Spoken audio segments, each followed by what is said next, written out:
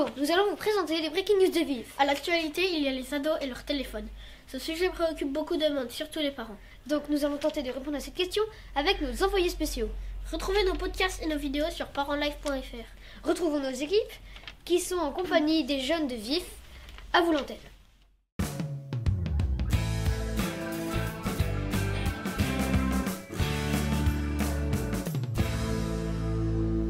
As-tu un téléphone? Oui. Oui, j'ai aussi un téléphone. Avez-vous un réseau social? Oui, j'ai plusieurs réseaux sociaux. J'ai WhatsApp et j'ai YouTube. Oui, j'ai des réseaux sociaux. J'ai WhatsApp et YouTube. Pensez-vous qu'ils sont dangereux? Oui, bah c'est sûr, c'est vrai que c'est plus lesquels et avec quels. Enfin, faut avoir les écrans modérés pour pas trop avoir de choses dangereuses qui peuvent nous arriver. Donc, voilà. Quels réseaux sont dangereux pour vous? Bah, je pense surtout, par exemple, comme Instagram, Snapchat, c'est ceux qui où des personnes peuvent répondre à un statut que tu as fait, et ce sont des gens qui n'ont pas accès à ton numéro ou tous ceux qui ne sont pas dans tes contacts. Ça peut être dangereux parce que ça peut être des virus, ça peut être des gens qui veulent vous vendre des choses pas très légales ou des trucs comme ça. Donc pour moi, ce sont les applications les plus dangereuses. Et bah, je suis entièrement d'accord avec elle. À quoi ça te sert? Et bah, les réseaux sociaux me servent à discuter à mes contacts, créer des groupes comme WhatsApp, ou alors regarder des vidéos ou écouter de la musique comme YouTube. Bah, il a un peu tout dit, mais c'est vrai que moi, WhatsApp, c'est surtout pour mes contacts, comme il a dit, donc mes amis, mes proches, et aussi pour écouter de la musique sur YouTube et regarder quelques vidéos pour du divertissement. Donc c'est vrai que c'est plutôt pratique sur ce coup-là. Arrivez-vous à vous arrêter? Bah, j'arrive à m'arrêter, par exemple, quand je viens de allumer mon téléphone, si j'ai pas de message ou de trucs comme ça, je vais vite arrêter, c'est pour voir si j'ai des notifications. Mais si je commence à regarder sur YouTube ou des trucs comme ça et que ça fait 5 minutes, bah, je vais pas m'arrêter tout de suite. Mais si ça fait au moins une demi-heure, là j'arriverai à m'arrêter toute seule, parce que je me dirais, bon, il faudrait passer à autre chose, faire d'autres choses de sa journée que de rester sur son téléphone, et profiter aussi des gens autour de nous. Alors moi, je suis entièrement d'accord avec elle, mais moi, j'arrive à m'arrêter tout seul au bout de 30 minutes, 1 heure. Parce que quand je suis dans une vidéo, je peux pas l'arrêter comme ça, et j'ai envie de savoir après. Du coup, bah... Est-ce que tu comprends pourquoi tes parents posent des règles? Oui, je comprends tout à fait, parce que si mes parents mettent des règles sur mon téléphone, c'est pour mon bien, ma sécurité, et pour ne pas discuter avec des gens que je ne connais pas ou qui me veulent du mal. Bah oui, c'est vrai, je suis d'accord avec lui. Mais ma mère m'a mis un contrôle parental, donc il y a certaines applications que je ne peux pas avoir si j'ai un certain âge. Donc du coup, ça peut aussi me protéger de certaines vidéos qui peuvent être dangereuses pour moi. Par exemple, des vidéos de 18 ans et plus, des vidéos, des choses choquantes, ou même des personnes qui voudraient me parler ou des trucs comme ça, alors que je les connais pas. Donc ça peut être dangereux pour ma santé mentale aussi si on me harcèle sur les réseaux.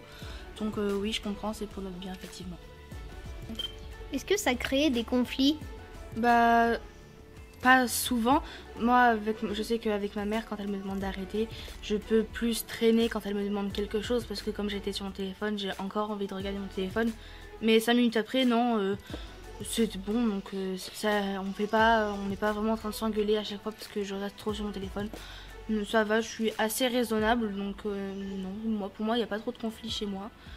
Donc après, tout dépend de combien de temps on a passé dessus, et avec les parents, s'ils acceptent plus le téléphone que d'autres. Comment ça se passe avec les réseaux sociaux au collège? Bah, les réseaux sociaux au collège se passent pas vraiment bien parce qu'il y a eu beaucoup de conflits, notamment sur Instagram. Et donc, tout se passe très mal. Bah, les réseaux sociaux, on peut en discuter au collège, entre amis, et voilà. Mais c'est vrai, comme il a dit, sur Instagram, il y avait eu un compte où il y avait des élèves qui se moquaient d'autres élèves, donc ils pouvaient les harceler, et qui aussi se moquaient aussi des autres professeurs, donc pouvaient dire des choses méchantes ou des choses horribles sur leur corps ou des choses comme ça. Donc les réseaux sociaux, c'est pas terrible au collège selon qui l'interprète. Avez-vous un conseil pour les parents? Bah, moi, sur cette question, faut pas compter sur moi parce que j'en ai aucune idée. Bah, j'ai peut-être une idée pour un conseil pour les parents. Bah, souvent, il y a des parents où ma mère, surtout un petit peu, reste beaucoup sur son téléphone, donc sur les réseaux sociaux, et moi, je reste pas tellement de temps. Et alors qu'elle me dit des critiques, ah mais toi tu restes beaucoup trop sur ton téléphone, alors que je suis plus modérée sur le temps que je passe sur les réseaux sociaux que elle. Donc moi, un conseil, ce serait de faire attention, les enfants comme les parents, au temps que vous passez sur les réseaux sociaux. Mais après, par exemple, pour les images que les enfants peuvent voir, discuter avec leurs parents si c'est vrai, toujours se poser la question, faut pas toujours croire ce qu'on dit, parce que ça peut être des fake news, des choses fausses, donc communiquer avec nos parents et que les parents fassent tout aussi attention à leur temps d'écran que pour nous. Bah, merci pour cette interview.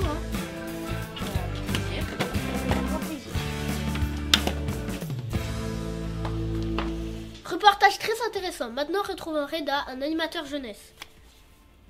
Et moi je dis rien? Non, non, dis rien. D'accord. Action. Bah, bonjour et bienvenue. On est avec Reda sur Breaking News, donc pour le stage de journalisme. Donc Reda, est-ce que tu peux te présenter?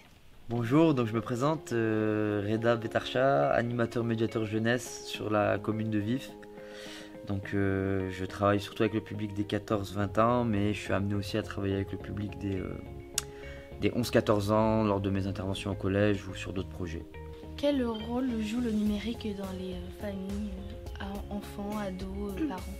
Alors, le numérique au sein des familles a une place omniprésente, dans le sens où je pense qu'il est présent chez toutes les familles. Mais après, la problématique, c'est est-ce que ça dessert plus que ça nous apporte? Et moi, sur mon point de vue personnel, je pense que ça dessert plus dans le sens où en fait, ça va engendrer beaucoup de clivages, que ce soit au sein des parents ou même au sein des enfants. En fait, ça va plus diviser que réunir. Donc pour moi, la présence, elle n'est pas forcément bénéfique au sein des familles. Après, on peut s'en servir justement pour réunir les gens, pour réunir les familles, faire des choses ensemble. Mais dans la plupart des cas, malheureusement, ça clive plus les personnes entre elles et leur téléphone, ou elles et leur console, ou elles et leur télé, plutôt que ça les réunit. Quel impact ont les écrans sur les ados? Les réseaux auront de toute manière un impact sur les réseaux. Les réseaux auront un impact sur les jeunes de toute manière, qu'ils en ont ou pas. En fait, même si le jeune n'a pas forcément de réseaux sociaux, il sera impacté dans le sens où toutes les personnes qui vont graviter autour de lui à l'école ou même à l'extérieur seront sur les réseaux. Il y a beaucoup de jeunes qui sont sur les réseaux. Il y a même beaucoup de jeunes qui sont sur certains réseaux sociaux alors qu'ils n'ont pas l'âge. Par exemple, Snapchat, c'est à partir de 13 ans. Moi, j'ai beaucoup de jeunes qui sont en 6e qui ont Snapchat. J'ai même vu des enfants qui sont encore en école primaire qui ont Snapchat. Donc, même si on n'y est pas forcément, on va y être indirectement impacté par les réseaux. Après, ça peut être positif comme négatif selon ce qu'on suit, ce que l'on regarde. Mais la plupart des modèles qui vont être présents sur les réseaux sociaux ne sont pas forcément des bons modèles pour les enfants. Donc moi, je dis souvent aux parents et même aux enfants quand je leur parle d'avoir une certaine vigilance sur ce qu'ils regardent, ce qu'ils suivent, et aux parents d'avoir quand même un certain contrôle sur ce que leur enfant, sur l'accès qu'a leur enfant sur les réseaux. Donc vraiment faire attention à ce qu'on regarde. Et je pense que si on fait attention et qu'on filtre bien les réseaux sociaux, ça peut être quelque chose de bénéfique. Il y a des choses très importantes. En fait, c'est un peu comme Internet. On peut avoir beaucoup d'informations, mais aussi on peut avoir beaucoup d'intox. Donc faut faire attention à la désinformation, faut faire attention aux mauvais modèles qu'on suit. Mais par contre, si on suit des bons modèles et qu'on suit des bonnes choses sur les réseaux, ça peut être tout à fait pertinent, que ce soit sur le point de vue personnel, sportif, scientifique. Il y a vraiment pas mal de choses. Donc c'est plutôt intéressant, mais il faut que les parents soient quand même assez vigilants à ce que l'enfant regarde, et il faut surtout aussi que l'enfant respecte les âges pour les inscriptions. Qu'est-ce qu'il existe sur VIF pour aider les ados sur le numérique? Alors, sur VIF, il existe plusieurs choses. Déjà, avant que j'arrive, il n'y avait pas forcément d'animateur dédié à la jeunesse. Donc moi, j'ai été en alternance pour ma formation, et puis derrière j'ai été en contrat où justement j'ai pu baser mes missions sur le point de vue travail exclusivement sur la jeunesse. Et je me suis aperçu que sur ces points-là, il y avait un accent à apporter sur tout ce qui était le numérique en général, donc réseaux sociaux, etc. Car tous les jeunes y sont, et que en fait c'est un constat que j'ai fait en analysant le public de VIF, mais je pense que c'est commun au public de n'importe quelle commune. Donc j'ai été amené à intégrer le réseau qui s'appelle Promeneurs du Net. Donc Promeneurs du Net, c'est un réseau de professionnels de diverses communes et divers métiers, que ce soit de l'accompagnement de missions locales, l'éducateur de rue, de l'animateur, médiateur jeunesse comme moi. Et en fait, on se rencontre de temps en temps pour échanger sur nos pratiques, échanger sur les situations qu'on a, afin d'être formés sur des situations qui peuvent être rencontrées par les jeunes sur les réseaux sociaux, que ça peut être du cyberharcèlement, que ça peut être la vision d'un contenu qui n'est pas qui est peut-être néfaste. Donc on est formé sur ça, qu'est-ce qu'on doit faire, etc. Et du coup, moi, sur le territoire, j'interviens avec les jeunes pour, entre guillemets, les éduquer aux médias, faire de la prévention, avoir une présence éducative sur les médias, veiller à ce que les jeunes, parce que moi j'ai quand même beaucoup d'abonnés sur Instagram, j'ai quand même la plupart des jeunes, je pense que je les ai, donc veiller à ce qu'il n'y ait pas de contenu un peu agressif, violent, ou on va dire illicite entre guillemets, qui soit sur les réseaux. Et si jamais c'est le cas, bah, du coup je le signale et je fais le nécessaire pour que ce soit supprimé. J'ai aussi une présence, j'ai déjà été amené à gérer une jeune qui se faisait cyberharceler, donc elle a demandé mon aide, je lui ai expliqué les démarches qu'il fallait faire. Le compte a été signalé, elle a fait ce qu'il fallait faire avec ses parents pour le reste. Donc vraiment il y a une présence éducative sur les réseaux sociaux. C'est la base, je pense, même de la mission des Promeneurs du Net. Et ensuite, l'objectif, je dirais, par la suite, c'est d'essayer en fait de former au numérique comme on peut le faire sur l'espace jeune, via des activités comme vous êtes en train de faire, où justement je peux montrer en fait aux jeunes qu'on peut se servir du numérique tout en créant une cohésion et en n'étant pas clivé, comme je l'ai dit précédemment. Par exemple, on peut très bien faire un tournoi de console à plusieurs, qui ait une ambiance, qui ait un présentateur du tournoi, etc. En fait, on peut mêler l'activité à ça, mais il faut quand même lutter, je pense, contre ce clivage et contre cette manie de rester tout seul face à son écran et qu'il n'y ait pas de communication, qu'il n'y ait pas de relations sociales. Et après aussi, on essaye par la suite aussi d'avoir un accompagnement sur la parentalité sur les réseaux. Donc il y a beaucoup de parents, souvent c'est les personnes qui sont un peu plus âgées quand même, mais il y a beaucoup de parents qui sont dépassés par ça, donc qui donnent l'accès au réseau à leurs enfants, mais qui par la suite n'ont aucun contrôle dessus, ne regardent pas forcément ce que l'enfant suit, etc. Donc on essaie de fournir un accompagnement à la parentalité. Par exemple, l'année dernière, on a fait intervenir une dame qui s'appelle Christine Canard, qui a fait une conférence sur les problématiques de l'adolescence. Et il y avait plusieurs points de problématiques sur cette période de la vie, dont l'accès au numérique et les réseaux sociaux. Voilà. Donc on essaie de proposer quand même pas mal de choses. et on essayera encore de proposer encore plus de choses. Bah, merci pour ces réponses. Donc, merci encore. J'espère qu'on va se retrouver plus tard. Et merci. Nos équipes ont également réalisé plusieurs podcasts à retrouver sur breakingnewsvive.fr. Bienvenue dans ce nouveau podcast. Elle m'a révisé tout. Bienvenue sur les Breaking News de Vive.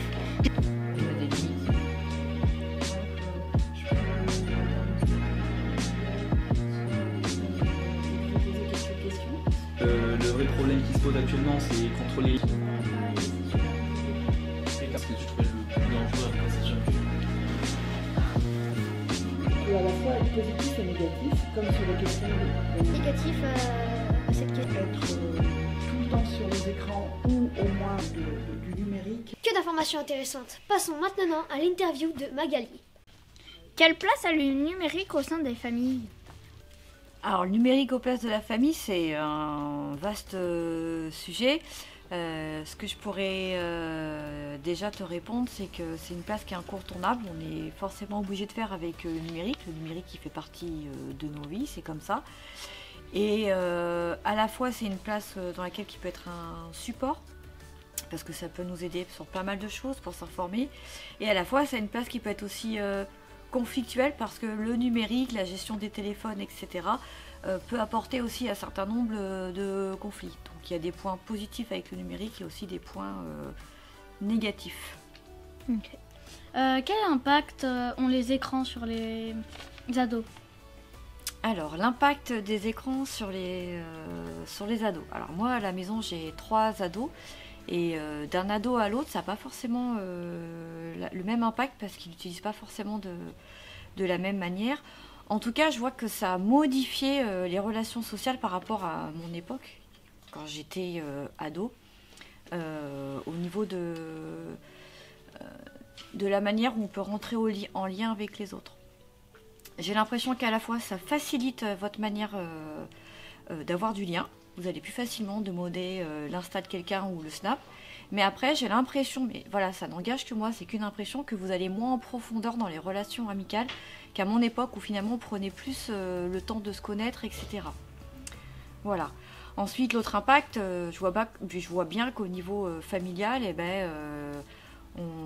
les enfants avec le numérique, vous allez avoir plus tendance maintenant à prendre votre téléphone ou votre ordinateur portable et aller dans votre chambre vous couper un peu du monde si besoin. Mais je diabolise pas non plus le numérique, parce que je reste persuadée que ça peut être un atout pour plein de choses, notamment pour s'informer. Si on a les bons réflexes d'information, savoir ce qui est fake news ou pas fake news, je pense que c'est vraiment un outil qui peut être vraiment important. La seule peur qu'on peut avoir en tant que parent, c'est que ça nous coupe la relation avec notre adolescent. Et c'est là où c'est important de savoir mettre les mots sur ce qu'on peut faire, ce qu'on ne peut pas faire. Être intéressé à ce que ton enfant regarde. Moi, je sais que des fois, mon fils, il montre un TikTok. Enfin, je montre que je suis intéressée par ce qu'il fait aussi. Et garder un lien et un dialogue. Merci de votre fidélité. On se retrouve demain pour de nouvelles news.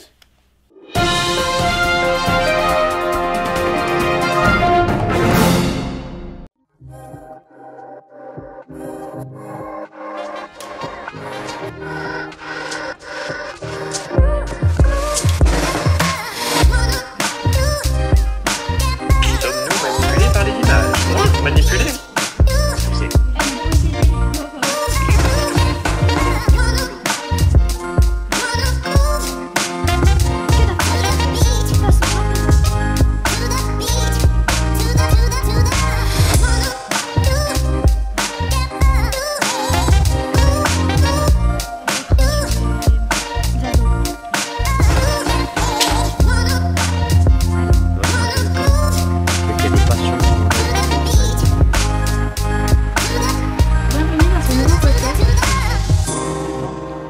Elle m'a révisé tout.